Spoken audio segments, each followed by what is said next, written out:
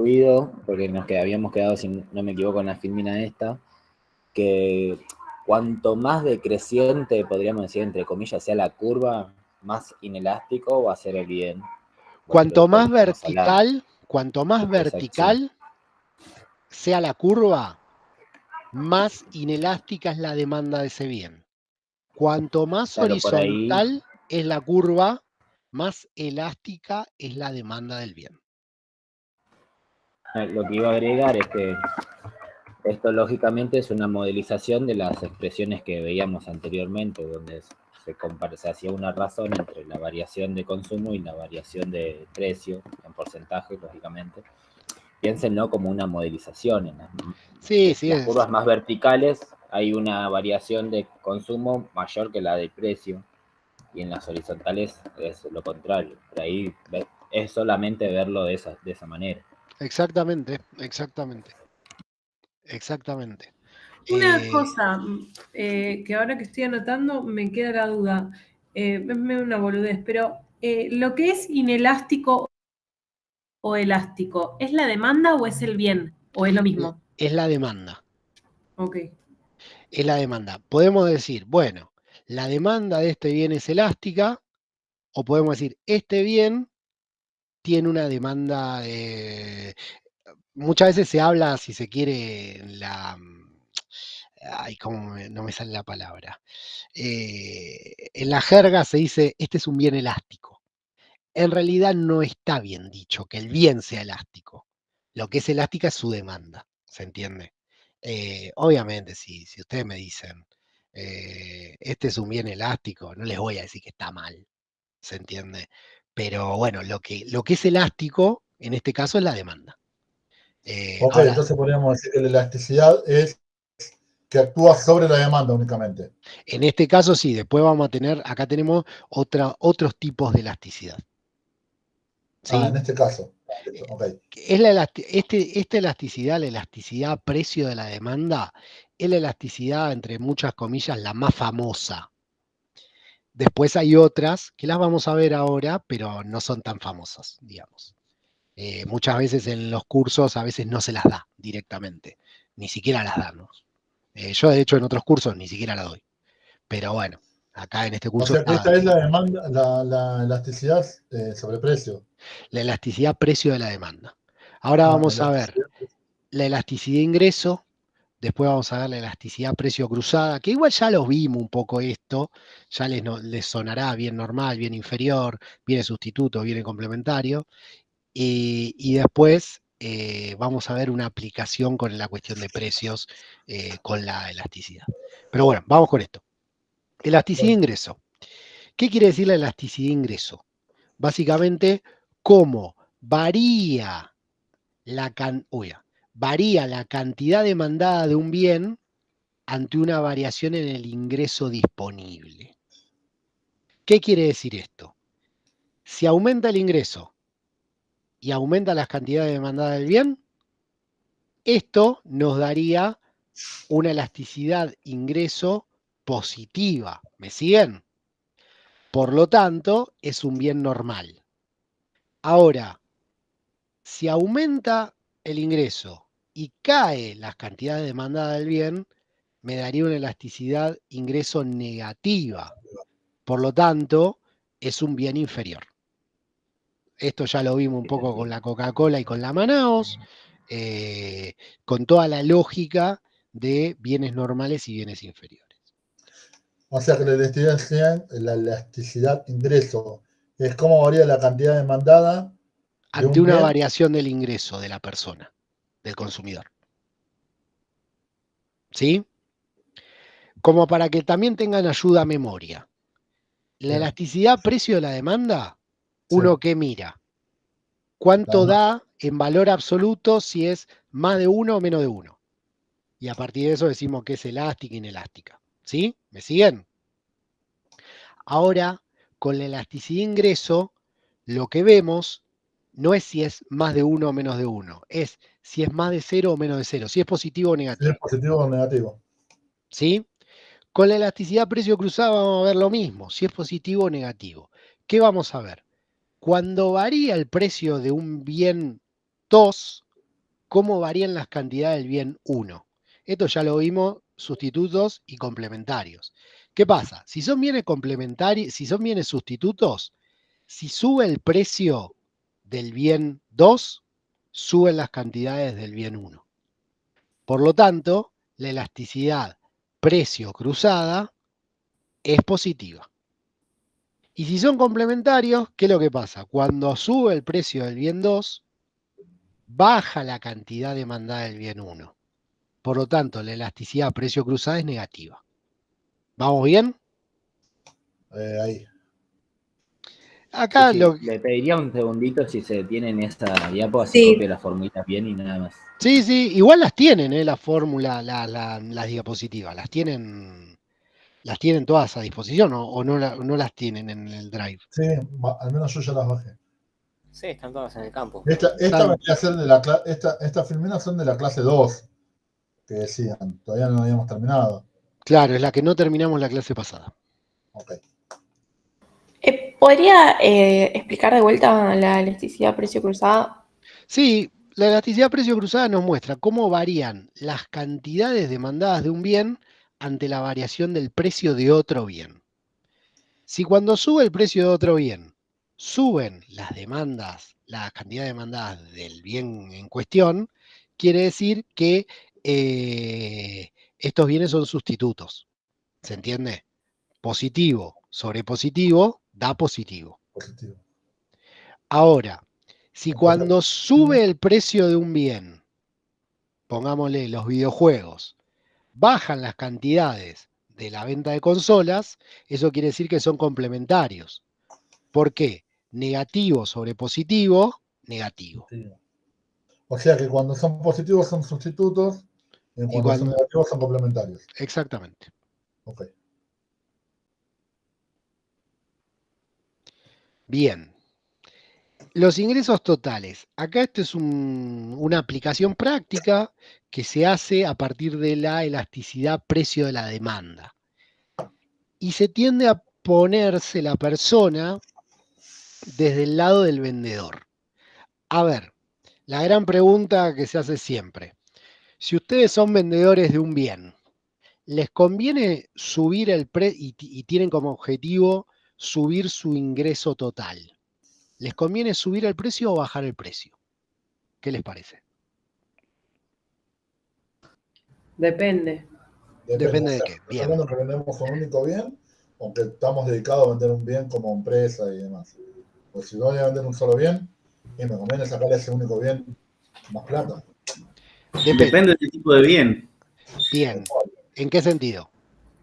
Y en el sentido de cómo varía la demanda de acuerdo al cambio en el precio. Exactamente. Depende si su demanda es elástica o si es inelástica. Si yo lo que quiero es obtener... Perdón, ¿solamente depende de eso? Porque yo justo hago un laburo artesanal. Sí.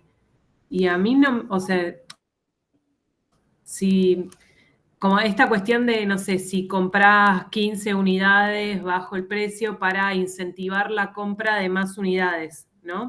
Sí. A mí me lleva la misma cantidad de tiempo hacer un objeto que 15. Sí. Y no llego a hacer 15 si todo el mundo me pide 15. ¿Se entiende a lo que voy? Entiendo. Entonces yo no puedo subirle a hacer una oferta por cantidad. Ahora, hay otros objetos y otras cuestiones que sí se puede y hasta podés ganar más.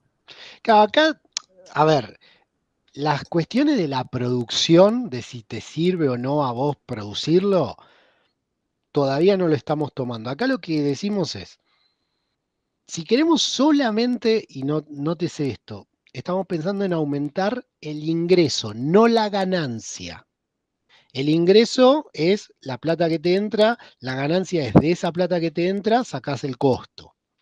Si queremos aumentar el ingreso, lo que nos vamos a fijar es si el producto que vendemos tiene una demanda elástica o una demanda inelástica. A ver, si tenemos un producto que tiene una demanda muy inelástica, por ejemplo, bueno, vos sos artesana, me decías. Sí, hago encuadernación artesanal. Bueno, Yo no sé si, no sé qué tipo de elasticidad tendrá eso, pero pensándolo más en términos artísticos, ponele un artista consagrado, eh, la, la señora esta Minujín, ponele. Ella puede subir el precio de sus cuadros, que la gente que compra los cuadros o las piezas de arte de Minujín es gente que paga lo que sea. Es decir, tiene una demanda que es muy inelástica y por eso cobran lo que se les ocurre. Ahora bien, quizás un artista de no tanto renombre, que no sé, ponele, que yo me compro un cuadro para Sí, un decorar artista un... callejero, ponele. Claro, que me va a dar lo mismo comprarlo a un artesano de la calle A o de la calle B o de la calle C. Es decir, que la demanda es muy elástica. En ese sentido, no es conveniente subir el precio. Es más, de hecho, va a convenir bajar el precio. ¿Por qué? Porque bajando el precio van a vender más cantidades. ¿Se entiende?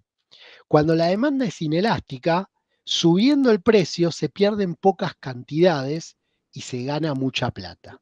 Ahora, cuando la demanda es elástica, bajando el precio, se pierde poco de precio, pero se gana mucho en cantidades. ¿Se entiende esta lógica?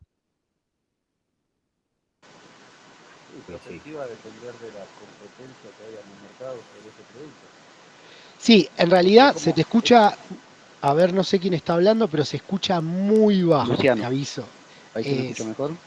Medio, por ahí acercándote un poco más al micrófono, pero a ver, las condiciones del mercado justamente un poco establecen cuál es la elasticidad de ese bien.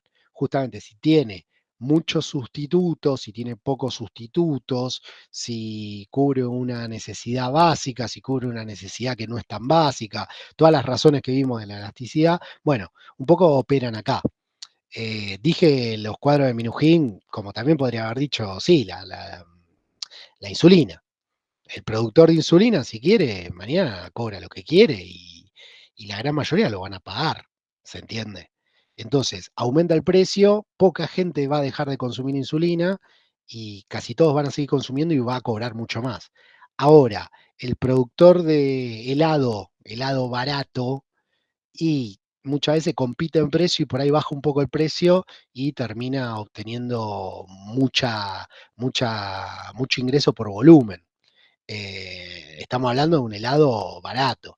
Obviamente, un helado del nivel de, no sé, Rapa Nui, y bueno, ya es otra cosa, no juega meramente el precio, tienen otras cuestiones. Pero un helado, yo vivo en Temperley y tengo una heladería que yo amo esa heladería, por más que sea una heladería muy de batalla. Yo o tomo Rapa Nui o tomo heladería Grandine, no tengo término medio. Eh, Grandine baja un poco el precio y se consume bastante.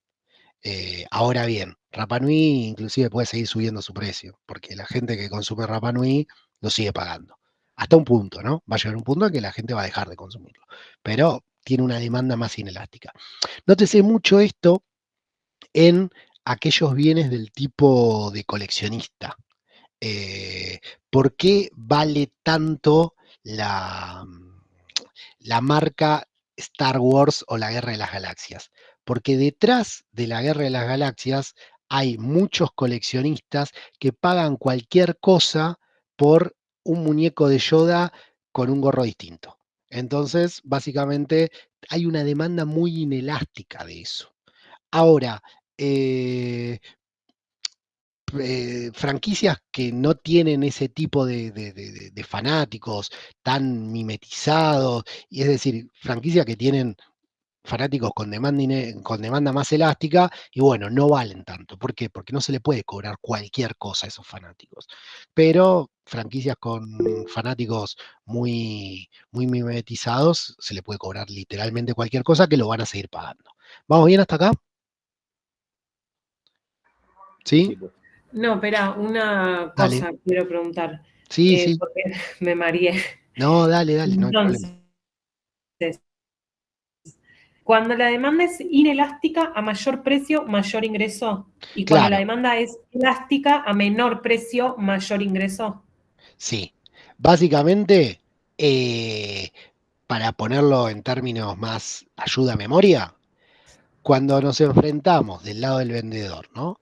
Cuando nos enfrentamos con una demanda inelástica, nos conviene subir los precios. Cuando nos enfrentamos con una demanda elástica, nos conviene bajar los precios, siempre para subir el ingreso.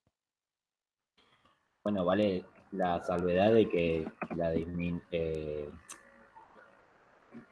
disminución de precio ante una demanda elástica va a ir siempre hasta un cierto punto, porque si yo le pongo 0,50 centavos a un kilo de helado, lógicamente voy a vender a rolete, pero voy a terminar fundiendo. Claro, acá todavía no vimos la parte de costos. Acá solo por eso digo, el objetivo es aumentar el ingreso, no los costos. Todavía no vimos costo y por lo tanto no vemos la ganancia. ¿Se entiende? Obviamente, si yo bajo el precio, y sí, llega un momento que voy a vender un montón, pero no voy a cubrir los costos más básicos. Eso sí, estamos totalmente de acuerdo. Estamos totalmente de acuerdo.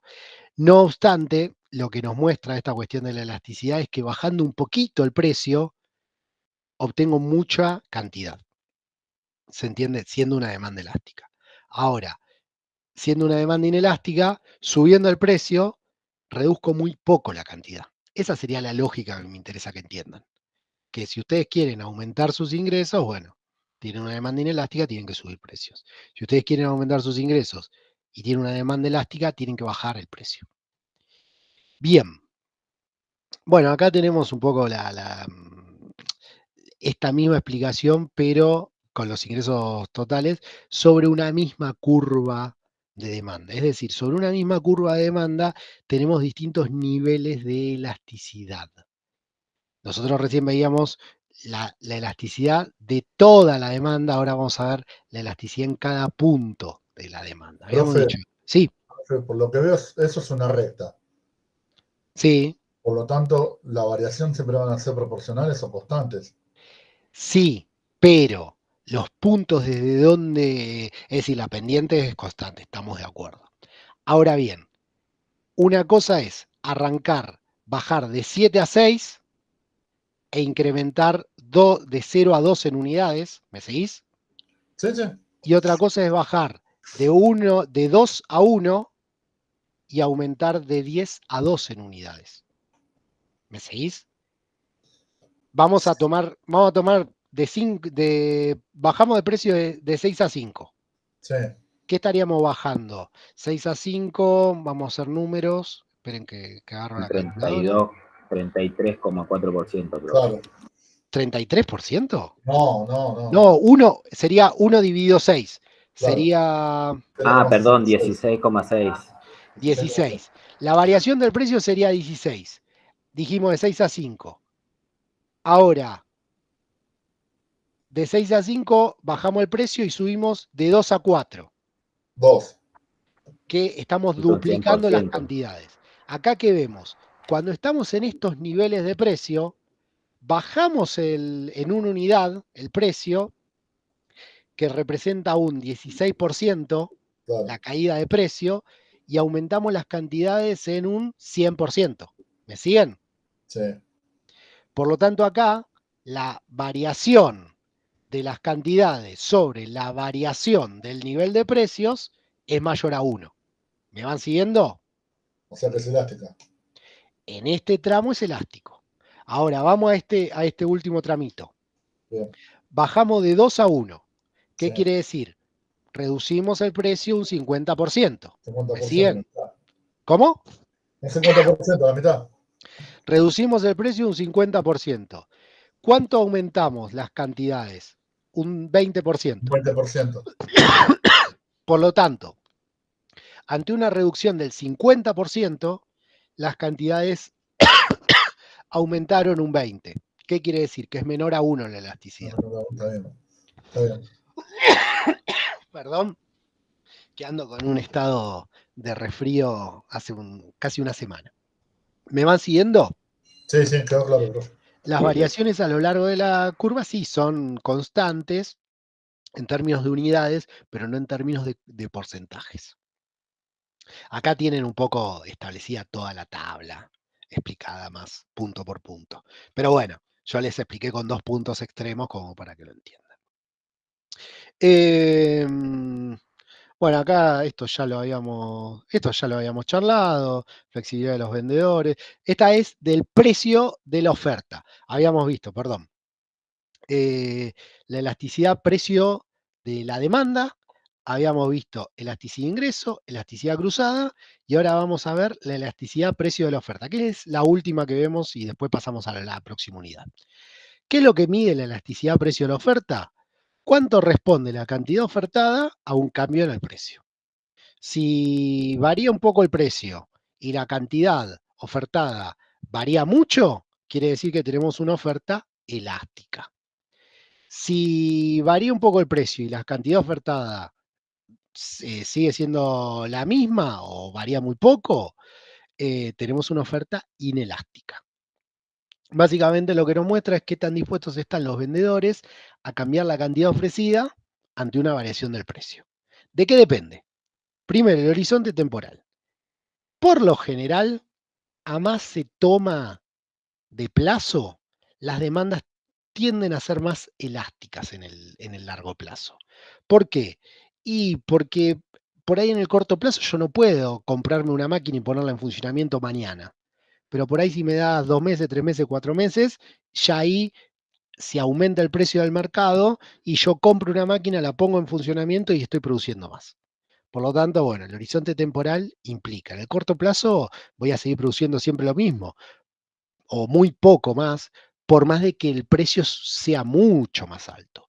Esto un poco se explica, ayuda a entender un poquito, por qué no va a incrementarse, al menos no en el corto plazo, la cantidad de capacidad instalada para producir repelente. Y porque eso no se puede cambiar la capacidad instalada de un día para el otro, y a su vez, el empresario no va a comprar el doble de máquinas por algo que es muy momentáneo, muy pasó este año y no se sabe si va a seguir pasando. A ver, si sigue pasando, pasan los años y siempre se requiere más repelente, bueno, en el largo plazo esa oferta va a ser elástica, pero en el corto plazo no. Bien, segunda cuestión, la flexibilidad de los vendedores. A ver, dependiendo del tipo de producto, hay productos que son más flexibles para la producción y hay productos que son más inflexibles. Por ejemplo, si ustedes tienen una huerta y la huerta produce una cantidad determinada de tomates, no pueden producir el triple de un momento a otro, ¿no? A lo sumo van a tener que comprarse otra huerta al lado o algo así y a partir de ahí tender a producir más. Ahora bien, si ustedes tienen una máquina que la usan solo un turno, y bueno, quizás si sube el precio del mercado, pueden ponerla a trabajar 2 turnos o 3 turnos. Y entonces ahí tenemos cierta flexibilidad para producir más. En ese caso, tenemos una oferta que va a ser más elástica a las variaciones de precios. Acá un poco la misma lógica que teníamos con la demanda. Siempre que la oferta sea vertical, tiende a ser más inelástica, siempre que la oferta sea horizontal, tiende a ser más elástica. Exactamente la misma lógica. Y acá la misma lógica que vimos con los distintos puntos de la curva. De la curva de demanda. Cuando vemos acá, variamos un 25% el nivel de... aumentamos un 25%, no, sería un 25%, no, un 33% el nivel de precios, se duplica la cantidad ofertada. Por lo tanto, en este segmento, la elasticidad de la oferta es grande.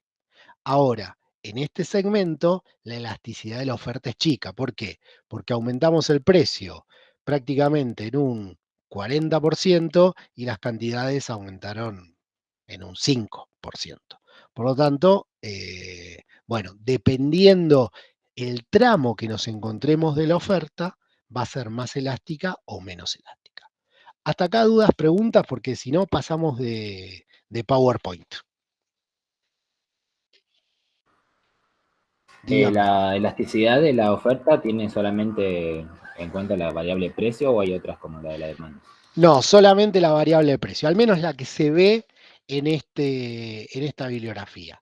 Cuando se estudia microeconomía avanzada, suele haber otras elasticidades, pero son cosas muy avanzadas que acá no las vamos a ver. Les estoy diciendo cosas que se ven en niveles de maestría. O sea, acá olvídense, no habría problema. Gracias. Bueno, no hay dudas, no hay preguntas, ¿seguimos?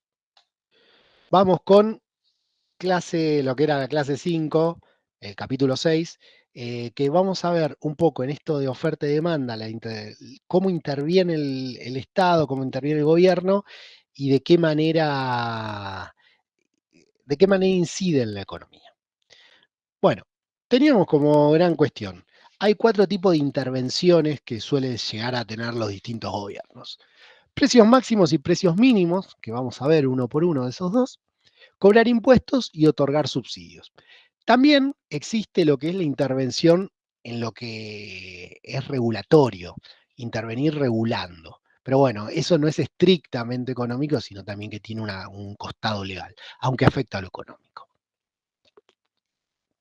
Lo que suele pasar normalmente, bueno, acá la filmina dice motivaciones bien intencionadas, no siempre son tan bien intencionadas, pero bueno, muchas veces cuando se interviene, si se interviene mal, puede llegar a generar, y muchas veces suele generar, efectos no deseados, efectos negativos sobre una determinada economía.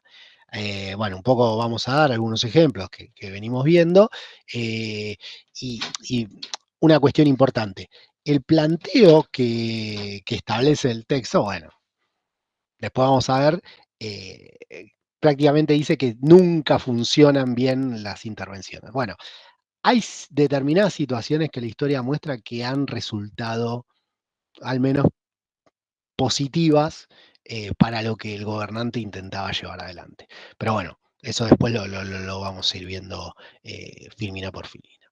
Primera cuestión, política de precios máximos. La política de precios máximos podemos identificarla en lo más cercano.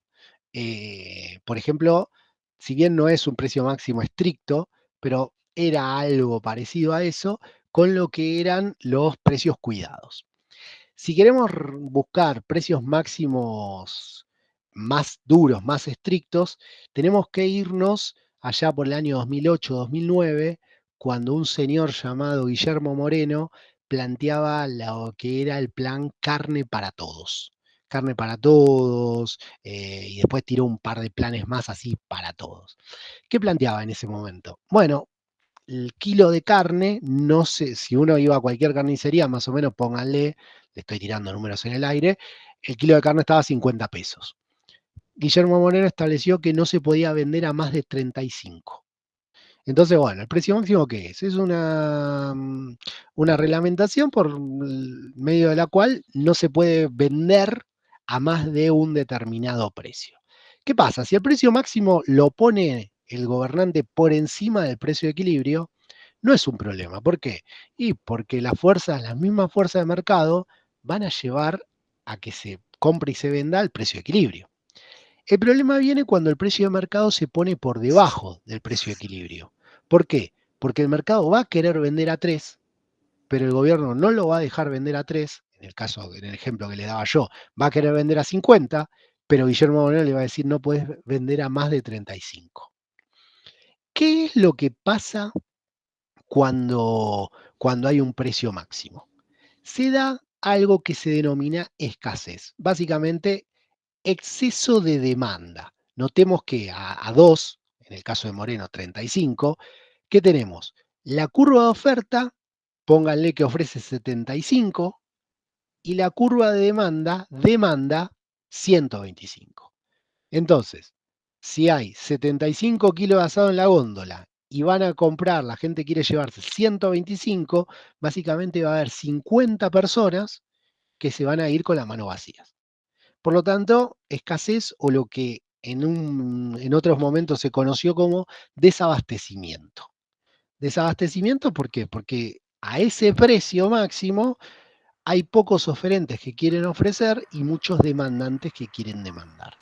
¿Esto para qué? ¿Cuál es la finalidad que se suele utilizar?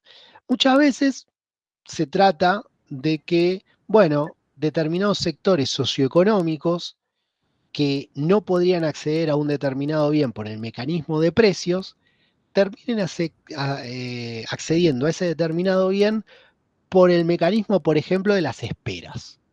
Por ejemplo, si yo digo, bueno, mañana vamos a vender 75 kilos de asado a 3.000 pesos, ¿quiénes van a acceder a los 75 kilos de asado? Y las personas que tengan más tiempo para estar en la puerta del supermercado para que apenas abra, lleguen y entren. Ahora, el que tiene un trabajo y tiene que ir a laburar a las 8 de la mañana y no va a acceder a esto y lo va a terminar pagando los 50 pesos que decíamos que valía. ¿Me van siguiendo? Sí, y justo le iba a hacer una pregunta respecto a eso. Sí. ¿Puede ser que si los 50 pesos el kilo esté exento del marco legal, estemos hablando de la apertura de un mercado paralelo en estos casos? Sí, es un mercado paralelo, justamente. La primera gran consecuencia es la escasez o el desabastecimiento. La segunda gran consecuencia es la aparición de mercados paralelos. Justamente, que bueno, lo que pasaba en la época de Moreno, carne para todos, era Moreno podía controlar los grandes supermercados y las grandes cadenas de carnicería. Pónganle, bueno, imagino que muchos son de zona sur, Morres. Ahora, no podía controlar la carnicería de barrio, que era una sola, que era el O sea que muchacho era una pseudo política, no llegaba a ser una política gubernamental. Él decía, sí, el precio máximo de la carne es 50 pesos, pero no había un control total sobre en la comercialización en la carnicería del barrio o sí en las grandes cadenas, como vos decís, ¿no? Pero, Sí, no, nunca se puede controlar los lugares muy atomizados. Muy atomizado, ¿qué quiere decir? Los lugares son muy chiquitos. Siempre se tiende a controlar grandes cadenas. Es la forma más directa que uno puede controlar desde el gobierno algo. Grandes cadenas de carnicerías, grandes cadenas de supermercados. Eso sí se puede controlar porque, bueno, hay, a ver, inclusive la cuestión de vender formalmente está todo muy controlado desde ese lado. Ahora, la carnicería de barrio, anda que te haga una factura. O sea, no existe claro, eso. claro. Eso no es muy difícil de controlar. Entonces, bueno, Moreno lo que hacía era controlaba grandes cadenas. En esa lógica, como les decía, la primera consecuencia es la escasez o el desabastecimiento, la segunda, la aparición de mercados informales o mercados paralelos, y la tercera, que hasta hace poco venía pasando, es la aparición de segundos productos. ¿Qué es un segundo producto? Un producto muy parecido al original, lo único que con alguna leve modificación para evitar el control de precios. Por ejemplo, en la carne, si ustedes van a Coto, van a encontrar que quedó como rémora del pasado la bandejita negra y la bandejita amarilla. ¿Qué quiere decir? Y la bandejita negra es la bandejita de exportación o el envasado al vacío. ¿Qué pasa con eso? ¿Cuál es el truco? Que originalmente se vendía el kilo de asado común con precio cuidado. ¿Qué empezó a hacer Coto? Empezó a dejar pocos kilos de asado común y muchos, que era el mismo asado, pero bueno, y muchos de kilo de asado, pero de exportación. Entonces evitaba el control de precios. Algo parecido pasó hace poco con, no sé si eran las Pepitos o las Oreo, que pónganle precios cuidados, los obligaba a vender pónganle 500 pesos el paquete de 200 gramos. Y Oreo o Pepitos sacó un paquete de 203 gramos y lo vendía al precio que quería. Entonces, bueno, son aparición de productos que son levemente distintos, eh, pero que bueno, que se venden por fuera del control de precios. Levemente distintos en este caso sería la presentación, ¿no? O la calidad en el caso de la carne. Claro, una calidad que es muy similar, en muchos casos, a ver, era la misma carne, lo único que te la La ponían en idea termina siendo como engañar al consumidor, o sea, No, como engañar, que vos no te des cuenta y agarres o no, digas, es ¿por qué evitar el esto control. sale más caro o más barato? Es evitar el control, no engañar al consumidor. A ver, secundariamente algún consumidor puede ser engañado, estamos de acuerdo. Pero la idea original es evitar el control. O sea, si a Oreo le decían, las Oreo de 200 gramos tienen que valer 500 pesos, Oreo te saca un paquete de 203 gramos y ya está, evitó el control, ¿se entiende? Esa es la finalidad. Obviamente que, bueno, algún consumidor puede decir, estoy comiendo carne más rica porque es de exportación. No, lo pensaba más por el hecho de que vos después vas al supermercado y no entendés por qué está más caro uno que otro, o te ponen un cartel en la góndola y si mirás rápido esto, no sé, entre 200 y 210 gramos, el paquete suele ser más o menos del mismo tamaño, entonces vos agarrás y no te diste cuenta y agarraste uno de 210 en lugar del de 200, o sea, como muchas veces lo haces porque no hay otra carne o no hay otra galletita o no hay otro, pero muchas veces terminás cayendo sin darte cuenta que... Bueno, pero eso tiene que ver con la política de góndola de cada supermercado, más que con un precio máximo. Eso, a ver, hay supermercados que sí, te ponen, o directamente te ponen un producto, la marca, el precio, y no ves que por ahí, no sé, el paquete es de 200, el que dice ese precio, y te ponen un paquete de 250 que vale el doble, y cuando llegas a la caja, lo pagaste, y llegas a tu casa y decís, che, ¿por qué gasté tanto? Y mirás el tiquecito y es porque te pasaron un paquete que valía el doble. Eso pasa mucho cuando uno va medio desprevenido y no mira lo que está comprando. Eso sí pasa mucho. Eso sí. Usualmente, tip, en las grandes cadenas de supermercado, el precio, donde está marcado el precio, informan el código de barras del producto como para que uno vea si es el producto que se está llevando o no, mediante el código de barras. No lo Para mira que nadie. no los agarren desprevenidos.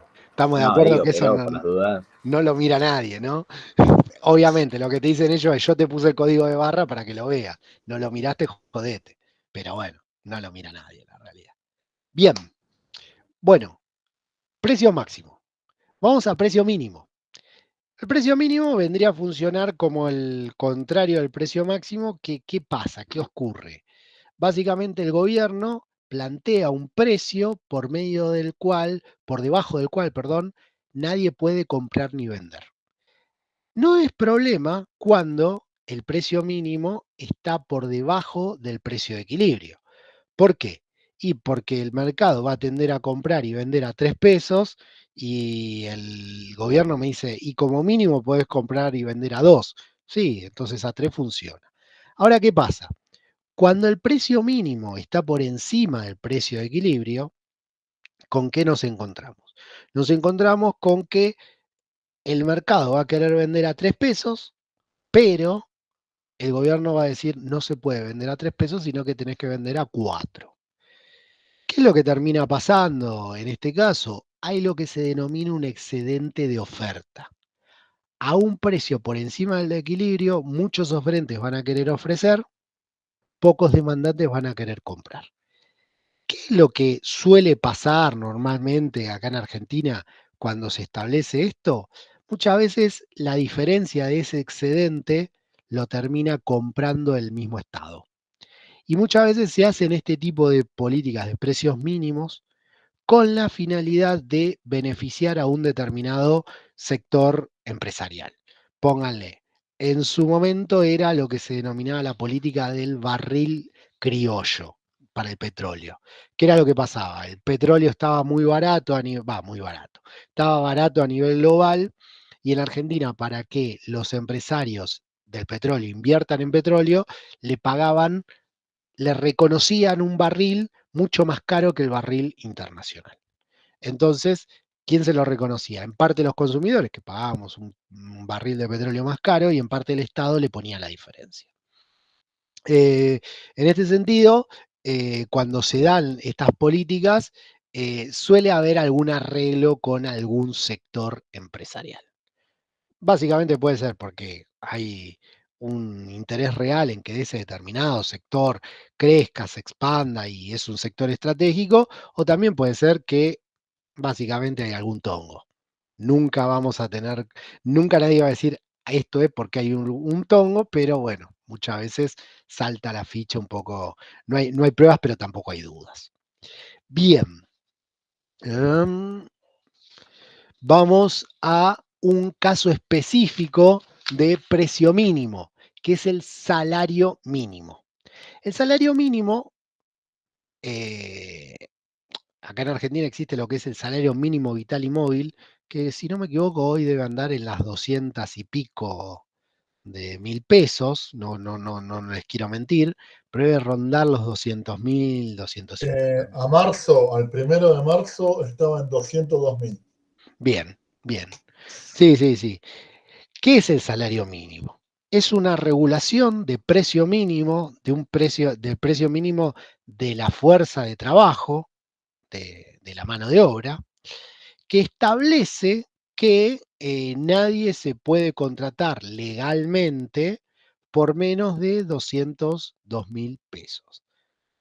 Es tremendo que un salario mínimo esté 202.000 pesos, porque estamos hablando de una jornada normal de 8 horas, ¿no? $200 mensuales. Sí, no, es O la sea, muerte. Sí.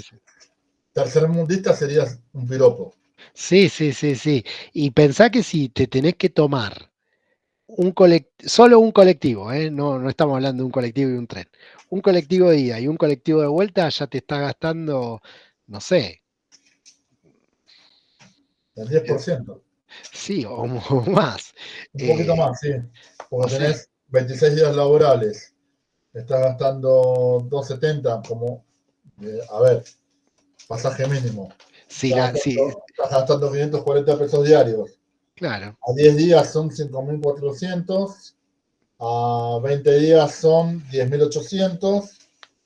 Y 6 días más son 3.800. Más o menos. O sea, sí. Sí, y todo esto, El 5%. todo esto suponiendo que solo te tomás un Un colectivo, colectivo. que no suele ser lo que pasa normalmente, ¿no? Y además, bueno, obviamente, lo que son hoy en día el gasto en servicios, a dónde se fueron, en realidad no dónde se fueron, a dónde se van a ir los servicios tipo luz, gas y todo ese tipo de. Pero bueno, sí, 202.000 pesos es demasiado poco para un trabajador realmente. Pero bueno, ¿qué es lo que pasa? Este es el salario mínimo. Es el salario mínimo legal que se puede pagar. Y entonces, ¿qué es lo que se plantea desde la visión del planteo que hace la economía neoclásica? Que el salario mínimo, así y todo, genera desocupación. ¿Por qué? Porque a ese salario mínimo se supone que ese salario mínimo está por encima del salario de equilibrio. Imagínense lo que debe ser el salario de equilibrio. Y entonces, en ese salario mínimo hay poca gente que demanda trabajo y mucha gente que ofrece trabajo. Y por lo tanto, la diferencia entre la cantidad ofrecida y la cantidad demandada implica una desocupación involuntaria. ¿Qué pasaría si no habría salario mínimo?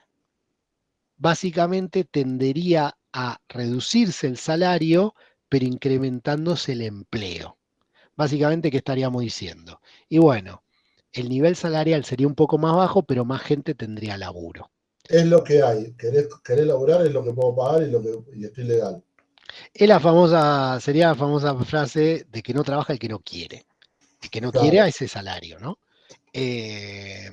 Hoy en día hay gente, bueno, hoy en día el nivel de desocupación todavía no escaló mucho. Pero bueno, en momentos donde la desocupación escala mucho, lo que se plantea es que, bueno, flexibilizando el mercado laboral habría más ocupación. No obstante, eso tiene como contracara que la flexibilización del mercado laboral, a ver, como para pensar un cuadro de ganadores y perdedores. La flexibilización del mercado laboral beneficia al empresario, beneficia también al trabajador que está fuera de ese mercado laboral. ¿Y a quién perjudica? Básicamente al que está dentro con derechos. Entonces, ¿qué es lo que pasa? Si a mí me elimina el salario mínimo y me eliminan también derechos laborales, yo que estoy dentro del mercado laboral, yo voy a perder beneficios. No obstante, eso al flexibilizarse va a generar que empresarios contraten más gente y bueno, el empresario le sirve contratar más gente a menores salarios y al que no tenía trabajo le sirve porque ahora va a tener trabajo. Por lo tanto, bueno, ahí está la cuestión de quién gana y quién pierde con la flexibilización laboral.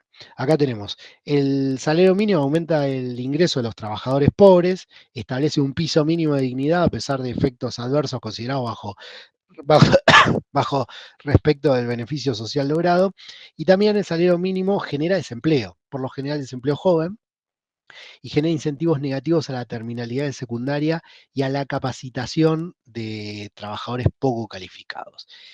Es bastante discutida la política de salario mínimo a nivel global.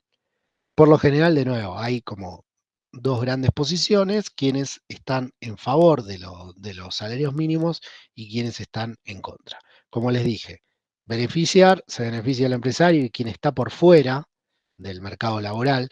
Y cuando digo eliminación del salario mínimo o flexibilización laboral, básicamente sería la misma lógica. ¿Y quién se perjudica? Dado eliminación del salario mínimo, flexibilización laboral, quien está dentro y tiene beneficios laborales. Siempre cuento el mismo caso de mi familia. En los 90, mi familia trabajaba en Firestone. Y bueno, en la última etapa de los 90, donde la cosa venía mal, se da una nueva, o sea, hubo como dos grandes flexibilizaciones laborales en los 90. La primera a principios, 92, 93, si no me equivoco, y la segunda, 98, 99. A mis padres, la del 98, 99, o sea, eran trabajadores que tenían derechos, o sea, trabajar en el área administrativa y ganaban en ese momento, si no me equivoco, porque eran dólares en ese momento, mi papá ganaba algo así como $2000, o sea, ganaba bien.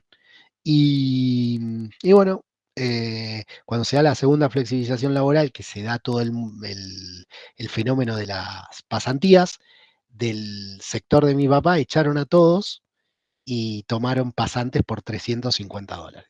Y hacían exactamente lo mismo, pero por $350. No es que se incrementó el empleo, sino que, bueno, en realidad hubo un recambio de empleados, de gente con mayor derecho laboral a gente con menor derechos laborales y menor salario.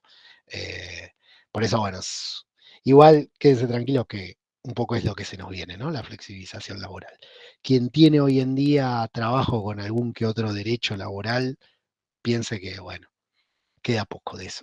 No sé si decir queda poco, porque por ahí los que ya lo tenemos, lo vamos a conservar, pero de acá a futuro los nuevos trabajadores no van a tener los derechos laborales que hoy en día tenemos quienes tenemos derecho. Claro, Bien. creo que, perdón, profesor, Sí. creo que antes, justamente antes de los sindicatos, estaban los famosos esquiroles, que Sí. eran, claro, trabajadores sin ningún tipo de derecho que por un salario menos que el mínimo eran tomados cuando los trabajadores oficiales hacían huelga. Sí, de hecho... O tenían algún reclamo. De hecho, a los esquiroles justamente se los denominaba rompehuelgas, justamente, y muchas veces, no sé si conocen el personaje, Gotti no, se me fue el nombre.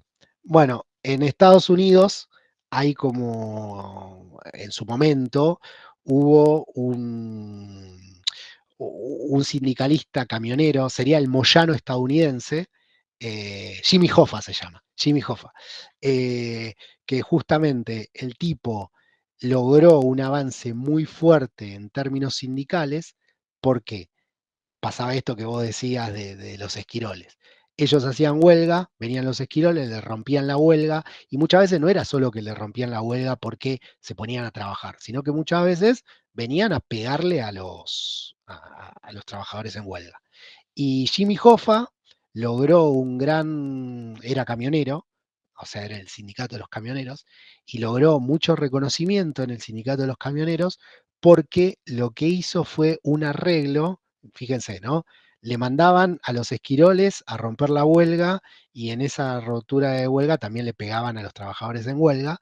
Lo que hizo Jimmy Hoffa fue arreglar con la mafia y entonces Jimmy Hoffa en la época de la ley seca, como eran camioneros, le distribuía el alcohol a la mafia a cambio de ¿qué? De que cuando ellos hacían un paro, llamaban a la mafia para que la mafia los venga a defender como fuerza de choque ante los esquiroles. De hecho, hay varias películas sobre Jimmy Hoffa, si quieren mírenlas, son fantásticas. Una la protagoniza Sylvester Stallone, que se llama First, como puño en inglés, First. En ese caso no usan el nombre de Jimmy Hoffa, pero es el personaje de Jimmy Hoffa el que hace. Y también hay una de, si no me equivoco, Jack Nicholson, que lo personifica a Jimmy Hoffa. Es como una gran historia la de Jimmy Hoffa.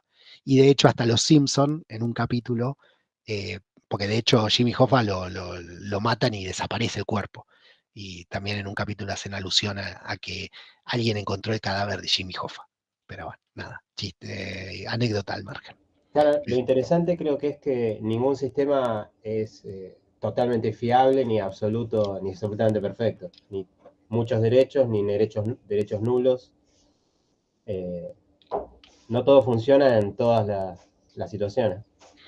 Sí, igual siempre eso depende, no hay algo que sea mejor o peor, hay algo que es mejor o peor, depende para quién. A ver, si vos me decís a mí, y vos yo quiero tener, yo quiero tener derechos laborales, yo quiero tener estabilidad, quiero tener jubilación y demás, etcétera. Ahora, bueno, yo trabajo para facultades, ¿no? Se supone que las facultades no buscan, también trabajo para facultad privada. Si fuese por la facultad privada, a mí no me dan estabilidad ni nada por el estilo, pero bueno, hay una ley de contrato de trabajo que no le permite hacer eso, ¿se entiende?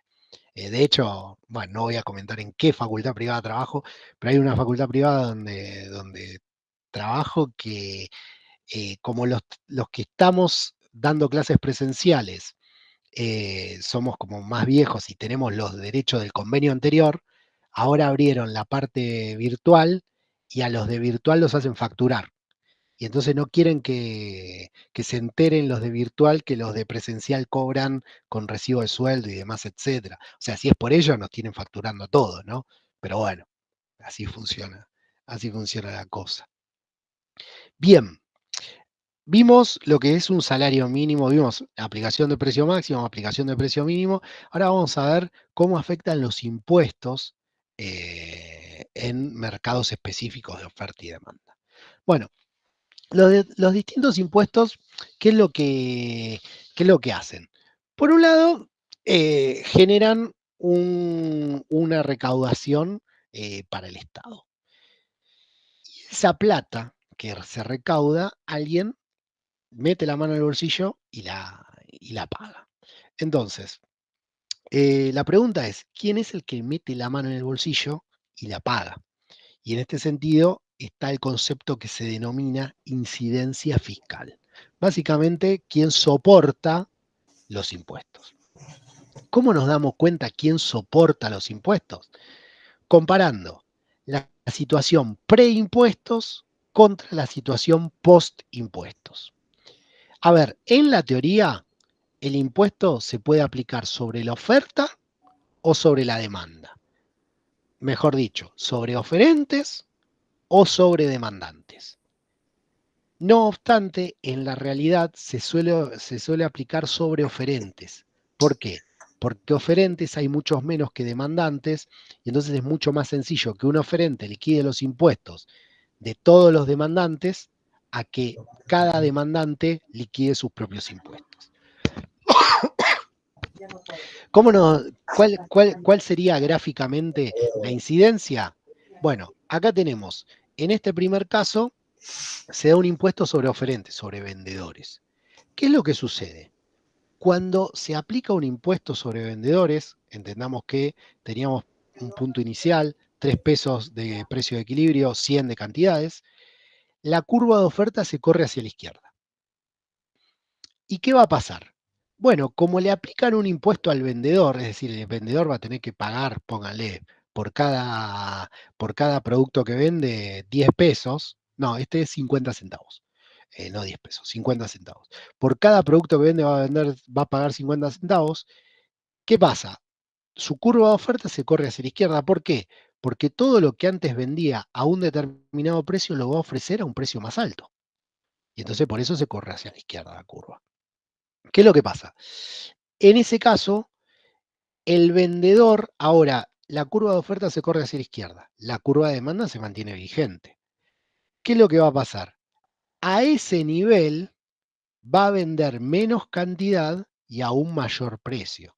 Pero nótese que no es que lo va a vender, antes lo vendía a 3 pesos y ahora lo pasa a vender a 3,50. No, porque cuando redujo su curva de oferta, también se movió sobre la curva de demanda de los consumidores. Por lo tanto, eso genera que, bueno, el oferente antes lo vendía a 3 pesos, el demandante antes pagaba 3 pesos, ahora el oferente ahora lo va a tener que cobrar 3,30. ¿Y con cuánto se va a quedar en el bolsillo? ¿Por qué? Porque de esos 3,30 va a tener que pagar el impuesto de 50 centavos. Se va a quedar en el bolsillo con 2,80.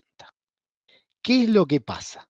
Bueno, ¿quién soporta acá el impuesto? Una parte el oferente. ¿Por qué? Porque antes recibía 3 pesos y ahora se queda, a fin de cuentas, con 2,80. Una parte el demandante. ¿Por qué? Porque antes pagaba 3 pesos y ahora paga 3,30. Es decir, del impuesto de 50 centavos, 30 centavos lo paga el demandante, 20 centavos lo paga el oferente. ¿Se entiende esta lógica? Sí, profe. O sea, Sí, más o menos, sí. ¿esto qué implica? Que cuando suben el impuesto de lo que sea, no es que solo lo paga, a ver, en términos legales sí, va a ir, si se lo aplican al oferente, lo va a ir el oferente a la FIP y va a presentar el boleto de pago y va a pagarlo. Ahora, en realidad, en términos económicos, va a cargar una parte el oferente, va a cargar con una parte del impuesto el oferente y con una parte el demandante. ¿Cómo nos damos cuenta? Bueno, miramos, antes del impuesto se pagaba 3 pesos. Y 3 pesos se llevaba, o sea, el consumidor pagaba 3 pesos y los 3 pesos le iban al bolsillo del vendedor. Ahora, con el impuesto, el consumidor paga 3,30, pero al vendedor le quedan 2,80. Por lo tanto, la diferencia entre lo que se pagaba y lo que se cobraba antes y lo que se pagaba y lo que se cobra ahora es el impuesto. Y se reparte en partes, no son iguales, justamente ahora vamos a ver quién es la parte que siempre se lleva más o menos carga impositiva, pero se reparte entre consumidor y productor. Algo ¿Esa similar. sería la incidencia fiscal? Esto sería la incidencia fiscal, cómo se reparte la incidencia fiscal entre vendedores y consumidores, en este primer caso sobre un impuesto sobre los vendedores. Ok. Vamos a ver ahora que el impuesto sobre los consumidores pasa exactamente lo mismo. Cuando se da el impuesto sobre la demanda de un bien, la demanda se corre hacia atrás. Siempre que se aplica un impuesto sobre algo, ese algo disminuye, porque se desincentiva. En el caso de la oferta se corre hacia atrás, en el caso de la demanda se corre hacia atrás. Y pasa lo mismo. Igual siempre tiene que ver también, dependiendo de la elasticidad o no. Ahí vamos, acá estamos en las próximas filminas, con la cuestión de elasticidad. Okay. Todavía no spoilemos. ¿Qué es lo que pasa acá? Bueno, se corre la demanda hacia atrás, ¿y qué pasa? El demandante va a pagar 2,80 pesos, pero además va a tener que pagar un impuesto de 50 centavos. En última instancia, ¿cuánto va a estar pagando? 3,30 pesos, exactamente lo mismo que antes. O sea que el demandante es el que absorbe todo el impuesto. No. ¿Por qué? El No, el demandante oferente, antes, perdón. el demandante antes pagaba 3 pesos. Claro, Ahora va a pagar 2,80 2,80 más el impuesto. el oferente. No, el demandante, porque acá el impuesto es sobre los consumidores. ¿Qué decíamos? Antes el consumidor pagaba 3 pesos. Ahora, ¿cuánto va a pagar? Como reduce su demanda, ¿cuánto va a pagar? 2,80 más el impuesto. ¿Me siguen? Es decir, 3,30. El consumidor paga 3,30. Antes pagaba 3. ¿Y cuánto cobra el vendedor? Y antes cobraba 3, ahora pasa a cobrar 2,80. Por lo tanto, el vendedor soporta un 20% y el consumidor soporta un 20% no, perdón.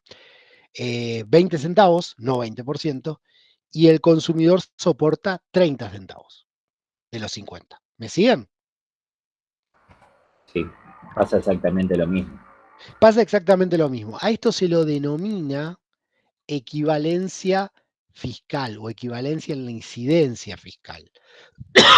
Básicamente, si se le aplica la oferta o se le aplica la demanda, en términos económicos, en términos de distribución de la incidencia, es exactamente lo mismo.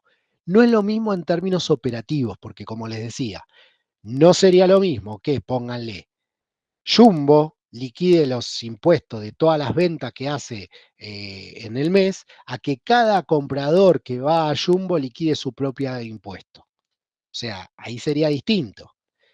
Pero en términos de incidencia fiscal da lo mismo. Acá vamos un poco a la cuestión que nombró el compañero hace un ratito sobre la elasticidad. ¿A quién le va a incidir más el impuesto? Como regla memotécnica, siempre le va a incidir más el impuesto a aquella parte que tenga su oferta o demanda más inelástica. Como regla general, si la oferta es más inelástica, la incidencia del impuesto va a caer sobre todo en la oferta. Si la demanda es más inelástica, la incidencia del impuesto va a caer sobre todo en la demanda. Acá tenemos dos grafiquitos que un poco explican esta situación.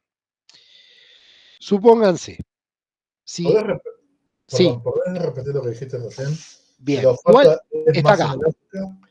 La carga de un impuesto tiene mayor peso del lado del mercado que es menos elástico o que es más inelástico. Si la oferta es más inelástica, absorberá mayormente el impuesto. Por el contrario, si la demanda es más inelástica, será quien asuma mayor proporción. Siempre la parte del mercado que sea más inelástica, es decir, que su curva sea más vertical, es la que absorbe más proporción del impuesto. Es como una regla general. ¿Por qué? Supónganse, vamos a pensar el comprador de insulina. El comprador de insulina tiene una demanda totalmente inelástica. Totalmente no, o muy inelástica. ¿Qué pasa si de repente se dice, bueno, impuesto a la insulina? ¿Qué va a hacer el vendedor de insulina? Sabiendo que al comprador le cobra lo que le cobra, se lo va a pagar. Le va a trasladar casi el 100% de ese impuesto al precio. ¿Me siguen? Total lo va a seguir pagando. En una época, cuando se fumaba mucho en la sociedad, se solían aplicar muchos impuestos al cigarrillo porque lo que pasaba era que el cigarrillo tenía una demanda muy inelástica. Entonces, casi, bueno, hoy no sé cuál es el porcentaje, pero en su momento prácticamente del paquete de cigarrillos, el valor final, el costo de cigarrillos era casi, pónganle un 40%, el resto eran todos impuestos. ¿Por qué? Porque justamente la demanda de cigarrillos era muy inelástica. Hoy en día ya es bastante más elástica, pero en su momento era completamente inelástica. Le cobraban el impuesto que le cobraban, no importaba, los fumadores lo pagaban. Vamos bien hasta acá, dudas, preguntas. Sí, hasta ahora ¿No? bien. Bien, bueno, vamos con la última filmina y ya estaríamos terminando la clase hoy. Bueno, dijimos, precio máximo, precio mínimo, impuestos y tenemos como último punto los subsidios.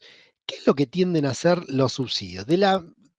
Al contrario de los impuestos, dijimos, los impuestos siempre desincentivan una determinada actividad. Es decir, si yo le pongo un impuesto al cigarrillo, en algún punto estoy desincentivando el consumo de cigarrillo. Si yo le pongo un impuesto al chocolate, estoy desincentivando el consumo de chocolate. Bueno, los subsidios operan al revés. Justamente lo que hacen los subsidios es incentivar el consumo de algo. Por ejemplo, hay subsidio a productores, por ejemplo, subsidio a escuelas. Seguramente muchos de los que están acá en este Meet habrán ido a algún colegio tipo parroquial que, que salía plata, pero no era muy caro. ¿Y por qué no era muy caro? Porque básicamente el Estado está subsidiando casi el 80-90% de la cuota. ¿Y por qué lo subsidia? Y porque al Estado le conviene que haya oferta de educación relativamente económica, para no tener que gestionar tantas escuelas y bueno, y que se hagan cargo otros actores. También en parte porque hay otros actores que suelen hacer un lobby en el Estado como para, che, bueno, subsidiame así yo después doy educación católica y demás, etcétera, ¿no? Pero bueno, en ese sentido se tiende a subsidiar a los productores de determinados bienes o servicios que el Estado de una u otra manera considera que está bueno que se multiplique la oferta. Y algo similar pasa con la demanda. Muchas veces se subsidia determinadas demandas. Por ejemplo, la demanda de servicios públicos o de transporte. Hoy en día está fuertemente subsidiada y cada vez va a estar menos, pero sigue estando subsidiada hoy en día. ¿Qué es lo que implica? Cuando se subsidia a los productores, se incrementa la oferta y eso tiende a reducir el precio y aumentar las cantidades. Cuando se subsidia a consumidores, se incrementa la demanda y eso tiende a aumentar las cantidades y a su vez a incrementar los niveles de precio. Vamos a ver el subsidio al productor. El subsidio permite a las empresas producir mayor cantidad a cada precio y por lo tanto se desplaza la oferta. Del otro lado, el subsidio permite a los consumidores comprar más a cada precio y por lo tanto se desplaza la demanda. Por ejemplo, esto habíamos hablado de los colegios parroquiales. De este lado podemos decir, bueno, el transporte público. Mucha gente por ahí, a veces por no caminar 10 cuadras, yo estoy entre ellos muchas veces, nos tomamos un colectivo. Bueno, cuando empiezan a subir los precios de los colectivos, ya las vamos a pensar 2 veces esas 10 cuadras. No obstante, en tanto y en cuanto esté subsidiado, y bueno, quizás vamos a hacer un consumo menos responsable, por decirlo de alguna manera. Y acá no sé qué tengo acá abajo, ocultar. La magnitud de los beneficios estará dado por las elasticidades, lo mismo que con los impuestos. Bueno, hasta acá, ¿qué es lo que estuvimos viendo? Bueno, todo lo que es la elasticidad de demanda, las 3 tipos de elasticidad y precio, elasticidad ingreso, elasticidad precio cruzado. Después vimos elasticidad de oferta. Y luego vimos precios máximos, precios mínimos. Vimos el caso específico del precio mínimo con el salario mínimo.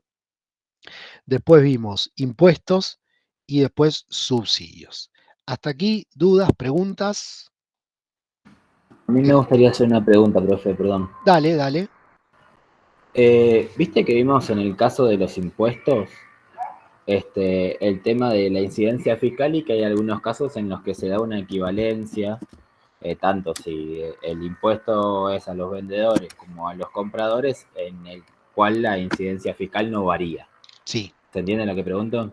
Sí. Esos casos puntualmente serían más bien los que, digamos, tienen una elasticidad unitaria.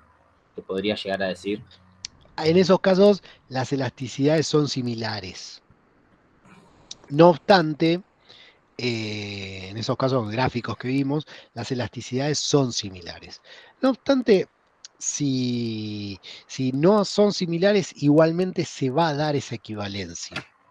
No importa que caiga sobre uno o sobre el otro. Esto igual, de nuevo, esto se da, se explica, es un ejemplo gráfico. Normalmente, Sí. normalmente, ¿qué quiero decir con esto? Por cuestiones operativas, ni se piensa en hacer un impuesto sobre los consumidores muchas veces. ¿Por qué? Porque son muchísimos, quizá la mitad no sepan ni siquiera liquidar el impuesto. Además, como son muchísimos, van a entrar un montón de órdenes de pago. Prefiero que Jumbo me haga una sola orden de pago hecha por sus contadores y que me liquide todos los impuestos Jumbo, ¿se entiende? Entonces, Claro, en ese sí. sentido, bueno, lo explicamos acá como una cuestión de ejercitación, simplemente, ¿se entiende? Pero no necesariamente funciona así. No se dan muchos casos, digamos, en la cotidianidad, digamos, en donde el impuesto es al consumidor. Perfecto. No vale ni siquiera la pena probar si se da, porque justamente, ¿para qué vas a cobrarle, no sé, el mismo impuesto a 10.000 personas, que esas 10.000 personas tienen que liquidar su propio impuesto, generar su boleta de pago, ir a FIP o pagar, si directamente te lo puede liquidar un solo agente de retención y listo, ya está. No hay problema. En términos operativos, eso ni se piensa. Ok, perfecto. No, me quedó la duda. Pensé que había más casos, digamos, en los que el impuesto termina yendo a los consumidores. Como se dio el ejemplo, pensé que era más. No, a cotidiano. ver, el impuesto va a caer sobre los consumidores en tanto y en cuanto los consumidores tengan una demanda inelástica. Si los consumidores no tienen una demanda Claro, inelástica, independientemente de quién paga el impuesto en sí, digamos. Sí, eso lo claro, entendí. claro. A ver, suponete, si te clavan un impuesto sobre los chocolates, y lo más probable es que ese impuesto se lo terminen comiendo Nestlé. ¿Por qué? Y porque el que consume chocolate va a decir, yo no voy a consumir chocolate si me quieren trasladar el impuesto a mí. Y entonces, bueno, Nestlé no le va a quedar otra que comerse ellos el impuesto. Ahora, si ponen un impuesto sobre la insulina, ahí sí el impuesto se lo va a comer el consumidor. Profe, el dólar turista, por ejemplo, ¿no sería el caso ¿De qué? de un impuesto a los consumidores? Hoy en día no sé ni Quizás ahora cuánto es. hay alguna forma digamos, de no utilizarlo, ¿no? Pero porque está más barato el dólar blue y qué sé yo. Pero en Claro, un momento medio que uno está medio preso al dólar turista.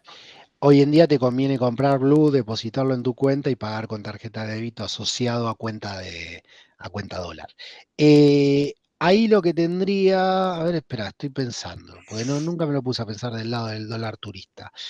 A ver, el dólar turista lo que tendríamos sería una oferta de dólar, sí, una oferta de dólar que sería bastante elástica y una demanda de dólar que, bueno, sí, tendería más a ser inelástica y por lo tanto el consumidor, el comprador de dólar turista, en realidad el comprador de cosas de afuera, termina soportando la enorme proporción del impuesto. ¿Y eso por qué se da? Y porque el que vende turismo y demás, si no se lo vende a un argentino, se lo vende a otro, se lo vende a alguien de otro país, ¿se entiende? Si, no sé, un hotel en Estados Unidos. Si no te lo vende a vos, se lo vende a otra persona. Entonces, ellos te cobran el mismo valor en dólares. Vos no pagás el mismo valor en pesos, ¿se entiende? Vos terminás pagando un valor más elevado y te lo terminás comiendo vos como consumidora. Ay, cómo extraño viajar, la puta madre. Hace cuánto que no pego un viaje así largo. Me hiciste recordar las épocas cuando era joven. Bueno, pero ahora podés comprar al Blue por lo menos. Sí, no, bueno, pero como para que se den una idea, se los comento porque, bueno, la semana que viene va a haber una movilización bastante importante por la cuestión universitaria. Para que se den una idea, más o menos desde noviembre para acá, los salarios docentes se redujeron un 50% el poder de compra. O sea, 50 no, un 40. Una barbaridad. Los salarios docentes se fueron al tacho de basura. Estamos en la lona completamente. Así que, nada. Mis vacaciones van a ser muy humildes este año. Igual, Perdón, lo está diciendo encima alguien que dijo hace un rato que tiene derechos laborales, o sea, sí, olvídate. de los que no, besitos voladores. No, Igual, sí, olvídate. dentro de la autarquía de las universidades no decide cada una de los salarios. No. Manejan. No, bueno, ya que está, les comento esto. El financiamiento universitario, lo que implica la autarquía universitaria es que cada universidad decide qué títulos, qué docentes, qué materias, pero el financiamiento es a nivel nacional. Por eso, si ustedes ven, las universidades son todas Universidad Nacional de tal. Acá es la Universidad Nacional de Almirante Brown. Y se cobra, o sea, se paga por dos vías. Tenés por un lado lo que son los gastos de funcionamiento, básicamente lo que le pagan a la Universidad de Almirante Brown para, no sé, pagar la luz, el gas, mantenimiento, y por otro lado, por otro carril, se dan las paritarias docentes. Y las paritarias docentes, ustedes si quieren googleen para ver qué nos dieron desde noviembre para acá, y ya veníamos perdiendo. Perdón, ¿las no septiembre. docentes entran en las de funcionamiento? O sea, ¿el personal no docente entra en funcionamiento, en la parte de funcionamiento? Ahí me mataste. Me imagino que se deben discutir con las docentes. Me imagino. No te quiero mentir. O sea, como para que se den una idea, los salarios docentes habrán alcanzado su pico en 2013, más o menos, y a partir de ahí vienen cayendo gestión sobre gestión. En 2013 yo era, no les voy a decir un Ricardo Ford, pero bueno, tenía un buen pasar con un par de cursos. Ahora es como que... Nivel secundaria y primaria pasa lo mismo, igual. Es Sí. exactamente la misma situación. Yo tengo la cosa que, a ver, yo además de dar en universidad doy en profesorados, y el salario del profesorado se mueve de acuerdo a primaria y secundaria, porque como para que se den una idea de nuevo, es un mundo aparte la educación, pero en las universidades, entre comillas, mi patrón es mi ley, pero en los profesorados mi patrón es Axel Kicillof, porque los profesorados, al igual que las primarias y secundarias, son provinciales, pero las universidades son nacionales. Y sí, los salarios vienen de caída. Ojo, de nuevo, vienen en caída ambos, pero el salario de docente de Universidad Nacional cayó mucho más en los últimos 8 o 10 años. Cayó mucho más. Yo Bueno, antes... comparto, Dale. si quieren, no, comparto mi experiencia. Yo soy profe de secundaria. ¿Qué das? Tuvimos un leve... Matemática. Matemática. Tuvimos un aumento provincial del 20%, pero sufrimos otro recorte a nivel nacional que integraba una parte de nuestro salario, que era, bueno, incentivo docente, material didáctico, algunos ítems más, que representaba un porcentaje un poquito mayor de ese 20% que tuvimos de aumento, así que además de que mi nivel adquisitivo a nivel nominal bajó, digamos, sumado a la inflación, estamos un poquito más complicados. Es más, mirá, yo justamente suelo investigar sobre salarios docentes de primaria y secundaria. Acá está la evolución, no sé si se llega a ver ahí, de maestro de grado, Esto es provincia. Maestro de grado, ahí está. Esto es el salario que había dejado en su momento Vidal, y este es el poder de compra. Subió en el último año electoral, guiño guiño, y post elecciones cayó estrepitosamente. Y esto tengo Profe, datos ¿el hasta presente marzo. lo dejamos? Ah, sí, me olvidaba del presente. Bien. Gracias por hacerme recordar. Así que bueno, nada, el salario lo tenemos jodido. Si se quieren dedicar a la docencia, dedíquense porque es una profesión hermosa. Mal o bien, todavía tenemos algunos derechos laborales, pero bueno, sepan que no se van a llenar de plata, ¿no? Sé que lo que están estudiando garpa mucho, así que nada, apunten a la ciencia de datos que garpa mucho. Sabe, profe, que yo, en mi caso, el año pasado, sí, en enero del año pasado, dejé la docencia, yo era profe también. ¿De qué? Educación física. Y en ese Mira. momento mi sueldo por el que migraba, que tenía que ver con lo que estaba estudiando y demás, era menor. Y ahora es menor el de docente que el sueldo de que tiene que ver en relación a lo que... ¿Pero vos laburás con ciencia de datos? No trabajo con ciencia de datos, pero trabajo con una consultora. No, yo lo que sé por comentarios de que los puestos de ciencia de datos están muy bien remunerados. Sí, lo que pasa es que tenés que llegar al puesto. Ah, bueno, sí, puede ser, pero bueno, a ver, están estudiando para eso y posiblemente lleguen. No, y No, además sí, obvio. tienen la O sea, posibilidad. trabajo relacionado a datos, pero no hago ciencia de datos. Bien. Algún día, bueno, hoy ya es tarde, pero algún día me gustaría que me cuenten bien qué es ciencia de datos, porque yo soy medio friki de los datos económicos, sociales, pero me suena que lo que hacen ustedes son más datos de panel. Yo suelo reconstruir series estadísticas de largo plazo, pero me suena que lo que hacen ustedes es más, o lo que van a hacer ustedes es más datos de panel. Pero bueno. Así que bueno, chicas, chicos, si no hay dudas, si no hay preguntas, seguiremos charlando la próxima semana. Así vamos avanzando. Lo bueno es que, no sé si llegan a ver, en el cronograma como que ya le ganamos una clase, porque supuestamente teníamos 2 clases con los temas de hoy y lo metimos todo en una. Así que bueno, le ganamos una clase. Así después podemos tener algún trabajito práctico, cosas más que no sean tan bajada de contenidos y yo solo hablando, sino que, bueno, que podamos tener un poco más de intercambio, un poco más de charla.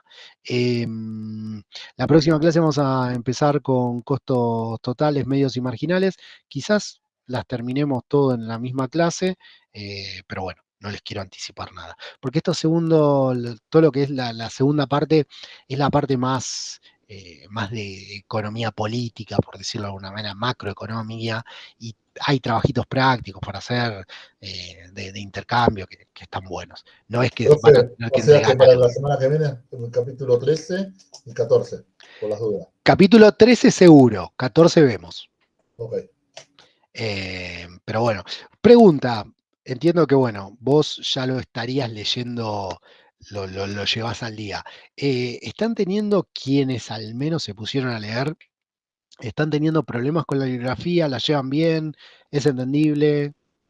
No, a ver. Lo pregunto desde el punto de vista que estoy recién terminando el resumen de la segunda clase. O sea, la clase pasada. Me investigo, o sea, leo, es una lectura muy amena, es muy amena. Por ahí no coinciden los ejemplos.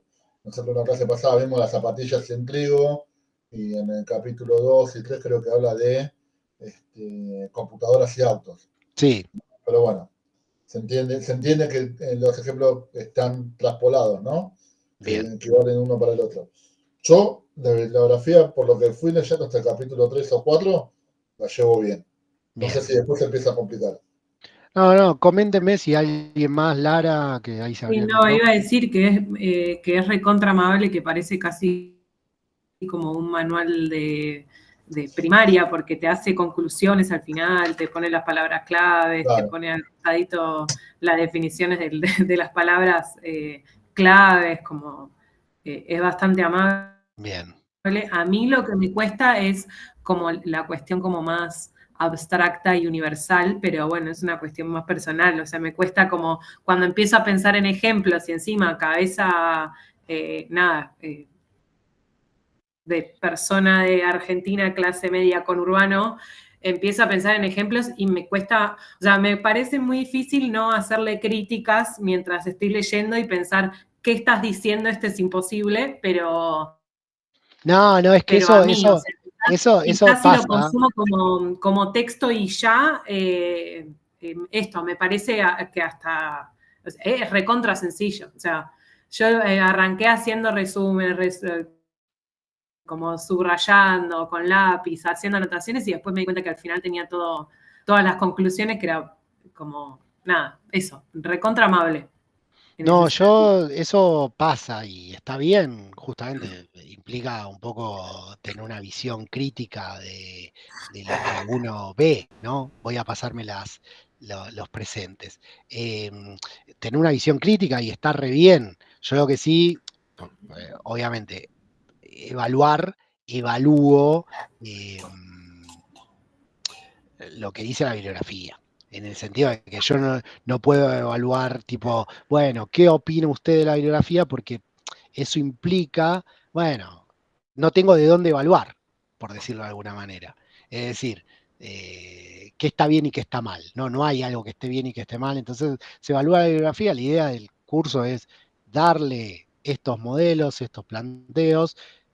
Va a haber algunos que lo tomen acríticamente y entiendan que con eso sirve para explicar todo. Hay algunos que lo tomen con más pinzas y bueno, y les dé alguna precaución a la hora de aplicarlo, pero esa sería la idea. Que si se hacen críticas, mejor, porque bueno, implica eso, implica tener una visión crítica de lo que se está leyendo. Y sobre todo que es una ciencia social que ustedes, por lo que vi del programa, tienen en su mayoría materias más de las ramas exactas, por decirlo de alguna manera, que de las ramas sociales. Así que eso lo van a tener. El preguntarse, che, pero esto es real o está chamullando. Así que bueno, bien si se hacen las preguntas. Sí, Bueno, o sea, eso, justo quizás dijiste algo que lo asocio con lo que estaba diciendo. Quizás el texto lo da desde un lugar más exacto, más como economía desde la rama exacta, y bueno, y para mí yo lo termino pensando desde el lado como más social y pensándolo como con un montón de aristas que quizás no lo tienen en cuenta. Esto de, no sé, si yo tengo tantos trabajadores y el salario mínimo, entonces me sobran trabajadores, y como que hoy lo explicabas y yo había momentos en los que decía como, bueno, no sé, no es una regla de 3 la vida, o sea, porque también pensaba como, bueno, después tenés un trabajador que hace 3 trabajos para ganar lo mismo que hacía antes en un solo trabajo, o sea, esto quizás está planteado desde un lugar más exacta, más ciencia exacta, y capaz yo lo termino pensando desde un lugar más social a la economía, o me atraviesa más la cuestión social, no sé.